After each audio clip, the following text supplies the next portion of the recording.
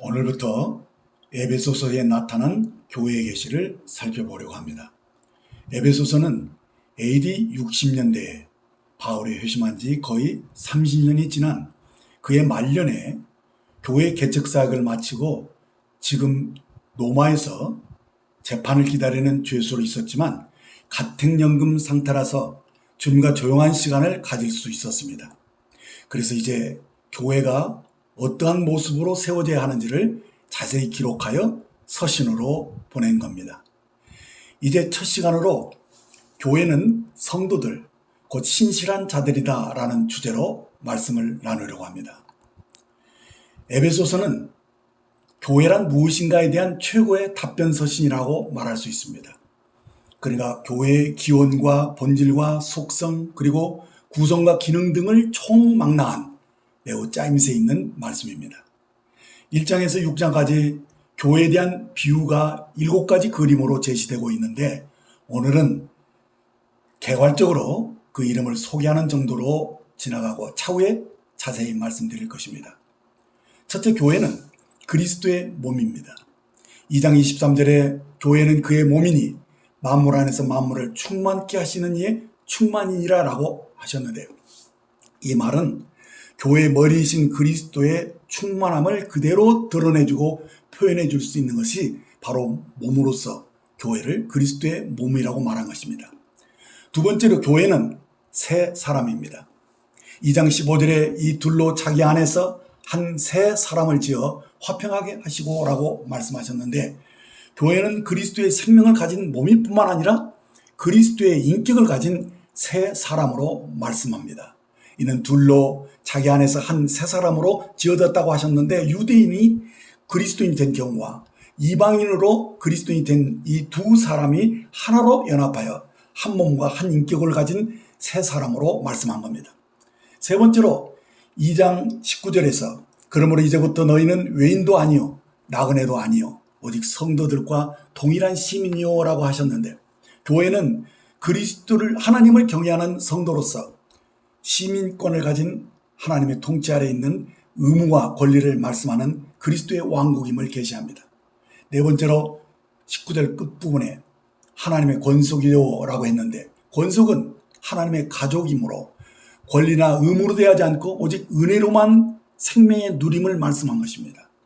다섯 번째로 2장 21절 22절에 보면 그 안에서 건물마다 서로 연결하여 주 안에서 성전이 되어가고 너희도 성령 안에서 하나님이 거하실 처소가 되기 위하여 그리스도 예수 안에서 함께 지어져 가느니라 라고 말씀한 대로 교회는 하나님이 거하시는 성전이고 거하실 처소로 지어져 간다고 말씀합니다.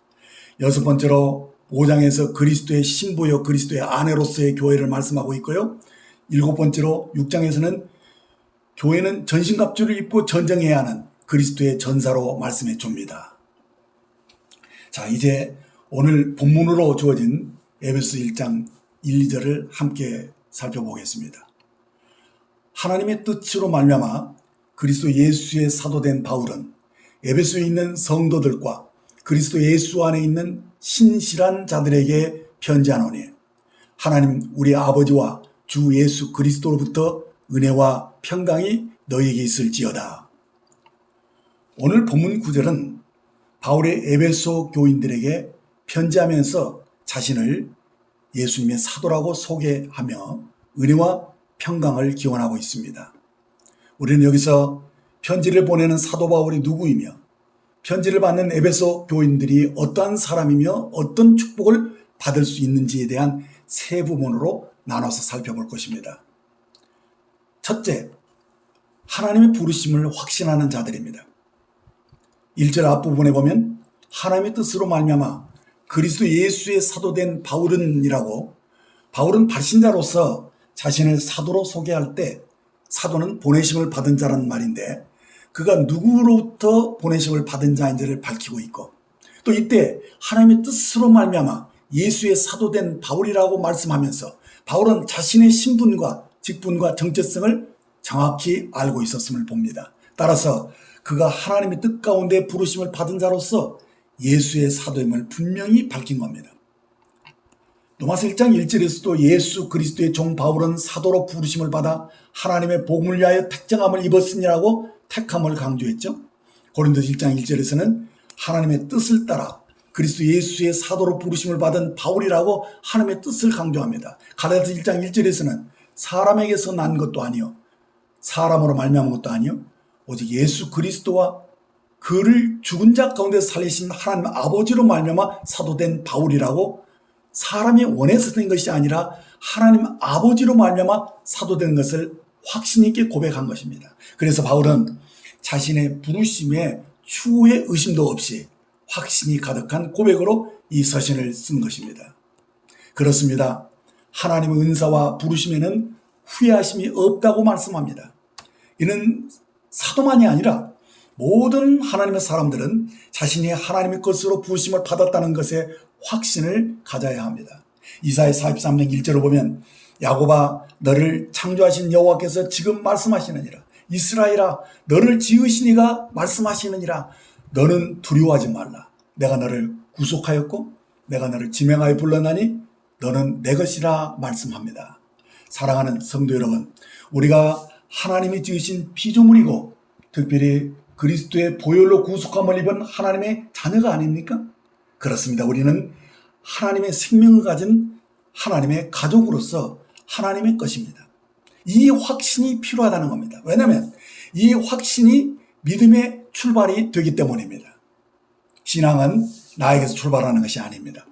하나님에게서부터 출발하는 것입니다. 그래서 우리가 구원받은 것은 내가 주님을 믿기로 작정했기 때문에 얻은 것이 아니라 사실 알고 보면 주님이 나를 먼저 사랑하셨고 먼저 찾아오셨기 때문에 우리가 믿음을 가질 수 있었음을 깨닫게 됩니다.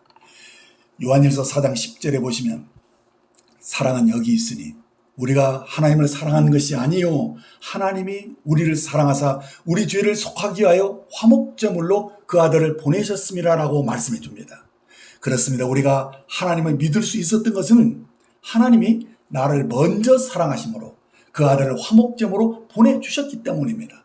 그래서 이어지는 16절 말씀에 보면 하나님이 우리를 사랑하시는 사랑을 우리가 알고 믿었노니 하나님은 사랑이시다라고 말씀하신 그대로 우리의 믿음은 하나님이 나를 먼저 사랑하셨다는 사실을 안 결과입니다. 그래서 하나님의 사랑을 알고 믿을 수 있었다는 것이죠. 요한복음 15장 16절을 보시면 너희가 나를 택한 것이 아니요 내가 너희를 택하여 세웠나니라고 주님이 우리를 선택한 것이 내가 주님을 선택한 것이 아니고 주님 편에서 나를 택하여 주셔서 나로 믿음을 가질 수 있도록 도와주셨다는 말씀입니다. 그래서 우리가 가지에 포도나무가 포도나무에 붙어 있는 것처럼 그리스도 예수를 구주로 믿게 된 것이죠. 이것이 바로 주님의 은혜입니다. 그래서 확신은 주님의 은혜를 깨달으면서 나오는 것입니다. 자, 왜 많은 이들이 신앙이 흔들립니까? 확신이 없기 때문입니다. 왜 많은 이들이 낙심하고 좌절합니까? 하나님의 은혜를 모르기 때문입니다. 내가 잘 믿어야 한다고 생각하기 때문에 자신이 없고 확신을 가질 수 없는 것이죠. 그래서 우리의 신앙은 하나님이 나를 먼저 사랑하시고 그 아들을 내어주심으로써 하나님 편에서 우리를 그리스도 예수 안에 있는 구속의 은혜로 값없이 의롭다 해주셨기 때문에 이 사실을 믿기 때문인 것입니다. 그래서 하나님이 먼저 손 내미시고 나로 하나님의 손을 붙잡게 하신 것입니다. 노마인의 악수는 두 사람 중 한 사람이 손을 놓아도 관계가 끊어지지 않는 악수입니다. 즉 우리 속쪽에서 하나님의 손을 놓아도 하나님이 놓지 않으시기 때문에 이 관계는 안전한 것입니다. 그래서 우리는 이 은혜로 인하여 흔들림 없는 큰 확신을 가질 수 있다는 것입니다. 우리는 이 흔들림 없는 믿음의 터 위에서 하나님이 나를 사랑하신다는 사실에 한결같은 은혜로 대하신다는 이 믿음 때문에 나도 주님을 위해서 살고자 하며 주님이 맡기신 일이라면 내 목숨을 다하여 충성을 다할 마음을 가지게 되는 것입니다. 이것이 바로 부르심의 확신입니다. 바울 사도의 사역은 이 확신에서 나온 것입니다. 그래서 그는 복음으로 인하여 여러 어려움을 당했음에도 불구하고 강도 위험과 40에 하나 감한 매를 5번이나 맞고 굶주리며 감옥에 갇히고 사형 선고를 받는 그런 가운데서도 흔들림 없는 주님과의 복음을 위해서 살았던 분입니다. 우리도 이런 큰 확신을 가지고 살아갈 수 있었으면 좋겠습니다. 두 번째로 예수 믿는 사람은 성도라는 정체성을 가진 자입니다. 1절 하반절에 에베소서에 있는 성도들과 그리스도 예수 안에 있는 신실한 자들에게 편지하노니라는 말씀 보면 바울이 에베소서에 있는 성도들 향해 쓰는 표현을 살펴보면 그 특징을 세 가지로 요약해서 볼 수 있습니다. 첫째, 예수 믿는 사람은 성도다.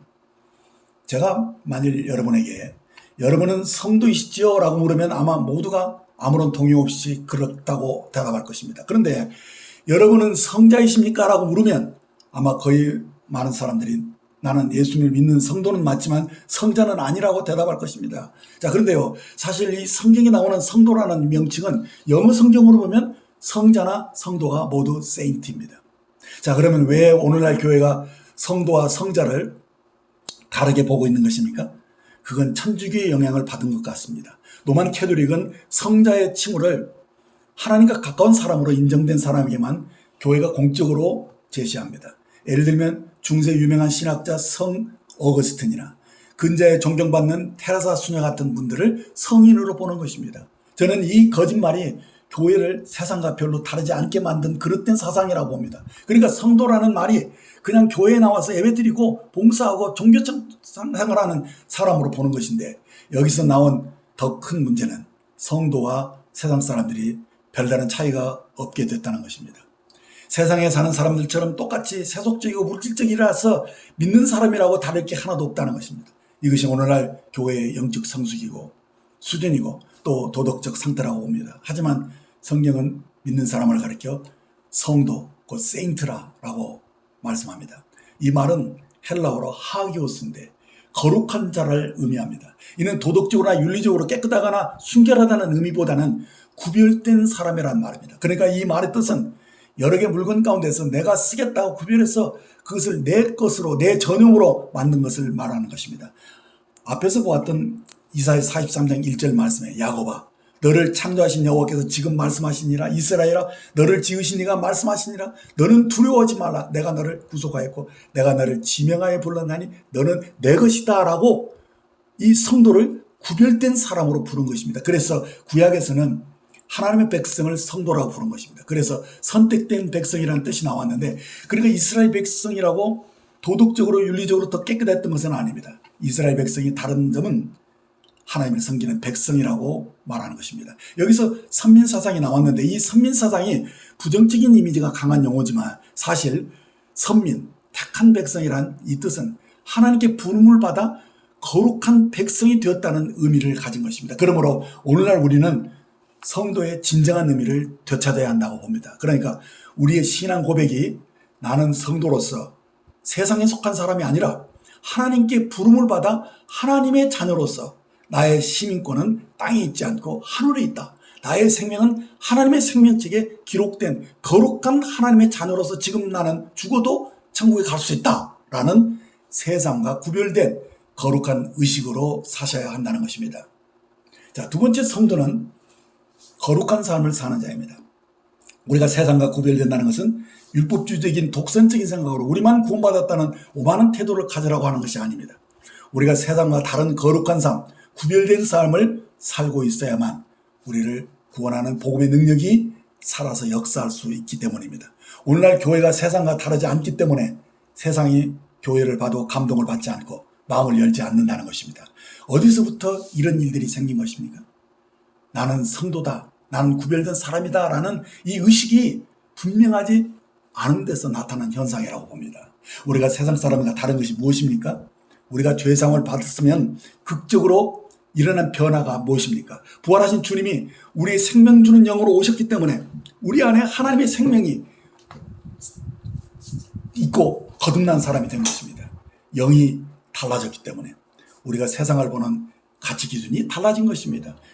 세상은 보이는 것이 전부지만 우리는 보이지 않지만 영원히 살아계신 하나님을 경외하고 있는 것입니다. 그래서 세상과 세상의 것을 사랑할 수 없고 세상과 짝갈 수 없는 것입니다. 그래서 우리는 성도로서 하나님의 백성답게 사는 사람이 된 것입니다. 이것이 성도의 의미입니다. 자, 이처럼 우리 안에 성령이 오셨기 때문에 죄를 짓고 살 수 없는 것입니다. 그렇다고 전혀 죄를 짓지 않는 완벽한 사람이란 말은 아닙니다. 성령의 도움을 받아서 육신으로 사는 것을 싫어하게 되었고 이를 거절할 수 있기에 이제 영적 생각으로 살아갈 수 있다는 것입니다. 불의를 미워하고 죄 짓는 것을 멀리한다는 것입니다. 그래서 우리의 속사람은, 우리의 영은 날로 새로워지는 것이 아니겠습니까? 성경 전체 구약과 신약을 놓고 보면 하나님께서 하나님의 백성으로 강조하시며 바라시는 것이 무엇인지를 아십니까? 구약에서 내가 거룩하니 너희도 거룩하라 라고 하셨고, 신약에서도 베드로전서 1장 16절에 보면 기록되었을 때 내가 거룩하니 너희도 거룩할지어다 라고 말씀합니다. 오늘 교회가 손가락질 당하는 큰 이유가 여기에 있다고 봅니다. 예수 믿는 사람들이 세상 사람들과 구별되지 않았다는 것입니다. 성결되지 않았다는 말입니다. 똑같이 욕심부리고 똑같이 거짓말한다는 것입니다. 이제 믿는 우리로서 거룩하게 살려는 열망을 우리가 새롭게 가져야 합니다. 주님을 떠나 제자의 삶을 살기 위해서 주님을 따라서 날마다 자기를 부인하고 자기의 십자가를 지는 선한 양심의 소리를 따라서 곧 영으로 이기적인 혼의 생각을 부인하고 영으로 혼을 복종시키는 거룩한 삶, 깨끗하고 의로운 삶을 살려고 할 때 비로소 우리는 십자가를 지는 삶을 사는 것입니다. 그래서 인간관계에서도 원망과 시비가 없는 온전한 성도의 삶을 회복하셔야 합니다. 성도는 새 피조물로서 신의 성품에 동참한 사람입니다. 그러므로 그리스도의 온유하심과 겸손하신 성품이 우리의 인격과 삶에 특별히 변화된 언어 생활에 나타나야 할 것입니다. 한마디로 성도는 예수님의 십자가의 보혈로 우리의 죄가 깨끗하게 씻어진다는 뿐만 아니라 부활하신 주님의 영으로 신성한 생명의 본성이 참여한 자로서 우리는 날마다 거룩한 삶으로 나타나야 하는 것입니다. 세 번째, 예수 믿는 사람은 신실한 자들입니다. 그래서 예수 믿는 사람을 가리켜서 바울은 신실한 자들이라고 부르고 있는 것입니다. 1절 하반절을 다시 보겠습니다. 에베소서에 있는 성도들과 그리스도 예수 안에 있는 신실한 자들에게 편지하노니라고 말씀합니다. 여기서 신실한 자들이란 누구를 가리킵니까? 먼저 하나님에 대하여 믿음을 가진 자라고 봅니다. 영어로 보면 faithful입니다. 이 말의 뜻은 faith가 full하다는 말이죠. 그러니까 믿음이 가득하다, 믿음이 충실하다는 뜻입니다. 그래서 faithfulness는 충성으로 번역됩니다. 충성은 한자의 뜻으로 보면 마음심 위에 가운데 중자가 있습니다. 마음의 중심이 잘 잡혔다는 의미와 그리고 말씀 언변에 이룰성이 합쳐진 이 글을 보면 말씀을 이루는 사람입니다. 그래서 신실한 자들은 그 마음의 중심이 흔들림 없이 말씀대로 사는 사람을 가리킵니다. 그래서 이 사람들은 하나님께 신실하고 충성된 사람일 뿐 아니라 이웃에게도 믿음을 줄 수 있는 사람입니다. 그래서 이웃들이 말하기를 저 사람은 거짓이 없는 사람이다, 참으로 신용할 수 있는 사람이다라고 인정할 수 있는 그런 신뢰받을 만한 사람이 되라는 것입니다. 그렇습니다. 이웃이 신뢰할 수 있는 사람이 바로 신실한 사람입니다. 전도할 때 이따가 복음을 받아야 할 사람이 마음을 굳게 닫고 있는 경우를 보게 되는데 왜 그런가? 그 사연을 들어보면 대부분 집사나 장로 혹은 목사에게 사기를 당했다거나 상처받은 과거가 있는 사람들임을 보게 됩니다. 물론 믿지 않는 것에 대한 핑계고 책임을 회피하려는 과장된 면도 없지 않았겠지만 우리는 적어도 그런 실수나 죄는 짓지 말아야 합니다. 마태복음 18장 6절 7절을 보시면 누구든지 나를 믿는 이 작은 자 중 하나를 실족하게 하면 차라리 연자맷돌이 그 목에 달려서 바다에 깊이 빠뜨려지는 것이 나으리라고. 실족하는 일들이 있음을 말미암아 세상에 화가 있도다. 실족하게 하는 일이 없을 수는 없으나 실족하게 하는 그 사람에게 화가 있도다 하신 이 말씀을 우리는 주의해야 됩니다. 우리가 복음을 위해서라면 거룩하고 신실한 사람이 되어야 할 필요가 절실합니다. 사도들이 순교했던 그 당시 초대교회는 극소수였음에도 불구하고 100년이 지난 짧은 세월 동안에 그 거대한 로마 제국을 뒤덮을 수 있었던 힘이 어디에서 나온 것일까요? 그것은 저들이 신실한 자들이었기 때문이라고 봅니다. 그 당시는 우리가 아는 바대로 복음을 공개적으로 전할 수가 없었던 신자들이 핍박을 받는 시대였습니다. 그런데도 어떻게 그리도 많은 사람들이 예수님을 영접할 수 있었습니까? 저는 베드로전서 3장 13절에서 17절 말씀에서 그 길을 발견할 수 있었습니다. 또 너희가 열심으로 선을 행하면 누가 너희를 해하리요? 그러나 의를 위하여 고난을 받으면 복 있는 자니 그들이 두려워할 것은 두려워하지 말며 근심하지 말고 너희 마음에 그리스도를 주로 삼아 거룩하게 하고 너희 속에 있는 소망에 관한 이유를 묻는 자들에게 대답할 것을 항상 준비하되 온유와 두려움으로 하고 선한 양심을 가지라. 이는 그리스도 안에 있는 너희의 선행을 욕하는 자들로 그 비방하는 일에 부끄러움을 당하게 하려 함이니 선을 행함으로 고난받는 것이 하나님의 뜻일진데 악을 행함으로 고난받는 것보다 나으니라 하는 이 사도의 가르침을 보게 되면 그 당시 복음을 전하는 일이 얼마나 어렵고 두려운 일인 것을 엿볼 수 있습니다. 그렇지만 초대교인들은 놀라운 복음의 증거자들이었습니다. 그때나 지금이나 구원받은 사람들은 자기 주변의 사람들에게 복음을 전하고 싶은 강한 열망이 있습니다. 그러나 복음은 상대방이 묻기 전에 내가 먼저 권할 수 있는 그런 사회가 아니었다는 것입니다. 그래서 복음을 전하고 싶은 그 열망이 있다면 먼저 열심히 선을 행하라고 권하는 것입니다. 선하게 사는 사람은 아무도 해치지 않습니다. 그러나 옳은 것을 위해서 고난받는 것은 복이 있다는 것을 강조한 것입니다. 그래서 이 두려워하지 말고 기회가 되면 담대히 복음을 전하라는 것이죠.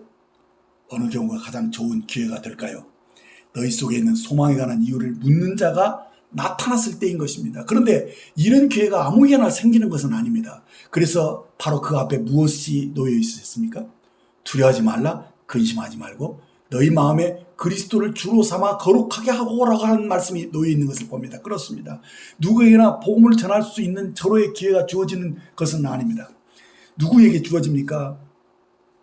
복음을 전할 기회가 생기면 두려워하지 않고 근심하지 않을 수 있는 사람입니다. 누구입니까? 평소에 그리스도를 주로 삼아 거룩한 삶을 사는 자들이고 또 그런 사람들이 또 언제든지 소망에 관한 이유를 묻는 자들에게 대답할 것을 항상 준비하는 자들입니다. 그러니까 두려워하지 않고 근심하지 않으면 그리스도를 주님으로 드러내는 거룩한 삶의 신실한 자들이 되면 하나님이 준비된 사람으로 붙여주시는 것입니다. 그래서 초대교로부터 지금까지 복음 전파가 세대를 거쳐서 이어져 내려온 것입니다. 오늘 우리에게도 이러한 놀라운 부흥의 불길이 타오르기를 갈망합니다.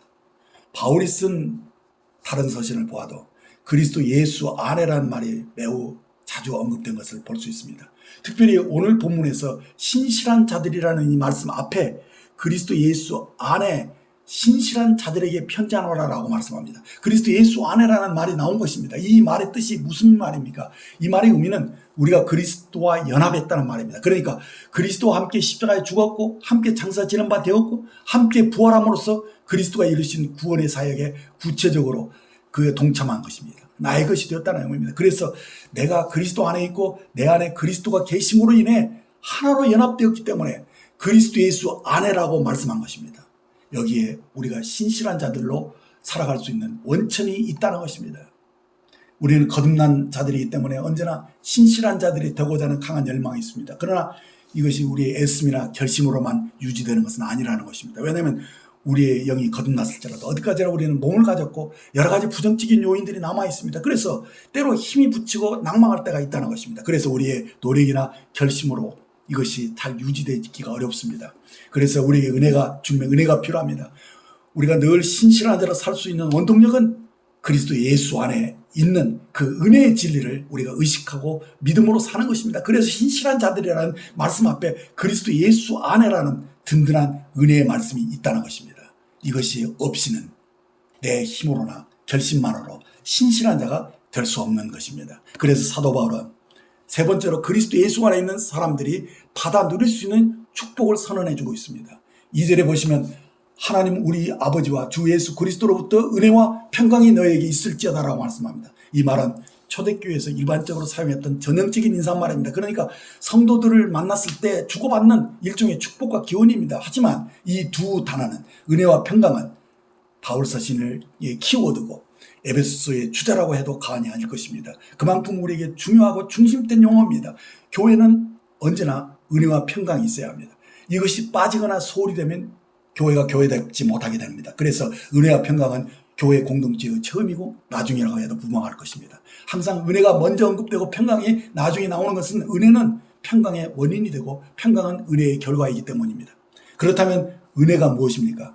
우리는 흔히 은혜를 값없이 주시는 하나님의 호의요 사랑이라고 말씀하는데 이는 우리가 그리스도의 구속사역을 값없이 누리는 구원의 은혜에 특별한 의미를 부여한 말입니다. 그래서 하나님은 우리에게 값없이 주시는 하나님의 선물이고 호의로 보는 것도 맞지만 실제로 우리가 받아 누리는 것이 단지 죄 용서를 받은 구원에 그치지 않고 하나님의 자녀로서 누리는 모든 것을 우리는 은혜로 보셔야 하는 것입니다. 그래서 우리가 실제로 누리는 은혜는 하나님의 전부이고 하나님의 자신임을 알 필요가 있습니다. 요한복음 1장 10절에 보면 율법은 모세로 말미암아 주어진 것이요 은혜와 진리는 예수 그리스도로 말미암아 온 것이라고 말씀하는데 율법은 주어진 것이고 은혜와 진리는 예수 그리스도로 말미암아 온 것이라고 말씀한 것은 예수님 자신이 바로 은혜와 진리임을 우리에게 말씀해 준 것입니다. 그러니까 은혜는 단순히 하나님보다 못한 어떤 호의를 주는 선물 정도가 아니라 하나님 전부를 주신 것이고 하나님 자신을 화목제물로 내어주신 하나님의 큰 사랑임을 깨닫게 됩니다. 요한일서 3장 1절에서 보라 하나님께서 어떠한 사랑을 우리에게 베푸사 하나님의 자녀라 일컬음을 받게 하셨는가 우리가 그라도다라고 감탄한 것을 봅니다. 요한은 하나님의 큰 사랑을 받은 것을 은혜로 본 것입니다. 그런데 우리는 하나님의 무한한 사랑이 너무도 커서 측량할 수가 없어서 그런 건지 은혜로 거저 받았다고 하니까 은혜인가 보다 이렇게 생각하는 경향이 큽니다. 그러나 지금 우리가 된 것은 우리의 애씀이나 노력이 된 것이 아닙니다. 전적으로 하나님의 은혜임을 깨달으셔야 합니다. 고린도서 15장 10절에 보면 내가 나된 것은 하나님의 은혜로 된 것이니 내게 주신 이 은혜가 헛되지 아니하며 내가 모든 사도보다 더 많이 수고했으나 내가 한 것이 아니오 오직 나와 함께 하신 하나님의 은혜로라는 이 사도 바울의 고백을 들어보면 은혜는 어떻게 말씀하고 있습니까? 오직 나와 함께 하신 하나님의 은혜라고 말씀한 것입니다. 은혜를 나와 함께 하신 주님 자신으로 봤다는 것입니다. 우리의 삶에 주님 없이 이루어진 것은 아무것도 없다는 거 새삼 깨닫게 됩니다. 그래서 이 은혜의 결과가 곧 평강이라고 말씀한 것입니다. 평강은 헬라어로 에이레네입니다. 이는 전쟁이 끝난 상태를 가리키는 말입니다. 이는 그리스도가 우리의 죄를 대신하여 그 값을 대속해 주심으로 우리가 하나님의 진노에서 건져냄을 받고 지금 하나님과 화평을 누리고 있는 상태를 말하는 것입니다. 그래서 우리는 지금 하나님의 통치 아래에서 들어와서 이 평강을 누리고 있다는 것입니다. 그러니까 평강은 under God's control이라고 말할 수 있습니다. 따라서 평강은 우리가 주님을 누린 결과인 것입니다. 즉 우리의 아버지 하나님의 은혜를 누림으로 우리의 마음에 안식, 만족하고 즐거워하는 상태에 머무르게 된 것입니다. 이것이 평강입니다. 히브리어로 샬롬입니다. 요한 3서 2절에 사랑하는 자여 내 영혼이 잘된 것 같이 내가 범사에 잘되고 강건하기를 내가 강구하노라. 따라서 이 샬롬은 내 영혼이 잘됨으로 인하여 누릴 수 있는 모든 복을 내포한 것입니다. 그러니까 하늘에 속한 것뿐만 아니라 땅의 물질적인 축복도 건강의 축복도 다 포함된 것입니다. 이것은 우리가 스스로 만들어낼 수 있는 것이 아닙니다. 이것은 전적으로 하나님의 은혜로 주어지는 것이므로 성도가 그리스도 예수 안에서 신실한 자들로 누릴 수 있는 한량없는 하나님의 사랑에서 나온 은혜의 축복입니다. 그래서 우리는 모든 지각에 뛰어나신 하나님의 평강이 그리스도 예수 안에서 너희 마음과 생각을 지키시려라는 이 말씀을 믿는 것입니다. 우리에게 그리스도 예수 안에서 이 놀라운 은혜와 평강이 있음을 인하여 감사를 드립니다. 기도하겠습니다. 주님 감사합니다. 나의 나된 것이 주님의 은혜입니다. 내가 구원받은 것도 사실은 내가 주님을 믿기로 했기 때문이 아니라 주님이 나를 먼저 사랑하셨고 그 아들을 내어주시는 그 큰 사랑으로 인하여 나타난 은혜임을 깊이 깨닫게 됩니다. 이 큰 확신을 가지고 제가 요동치 않고 주님을 사랑하고 주님과 동행하기를 원합니다. 저희가 성도라고 말하면서 거룩하고 신실한 삶을 소홀히 했다면 이 시간 회개합니다. 은혜를 아는 자로서 이제 함부로 살지 않겠습니다. 성령님이 내 안에 계시기 때문에 우리는 영의 음성을 따라서 거룩하게 살아야 하는 자입니다. 이 은혜를 늘 기억하고 살 것입니다. 주어지는 평강으로 감사를 드릴 것입니다. 평강한 은혜를 이기는 자가 마땅히 누릴 수 있는 은혜를 아는 자가 마땅히 누릴 수 있는 이 복이 아닙니까? 그러므로 우리가 이 은혜와 평강을 귀중히 여기고 살겠습니다. 감사합니다. 우리 주 예수님의 이름으로 기도합니다. 아멘.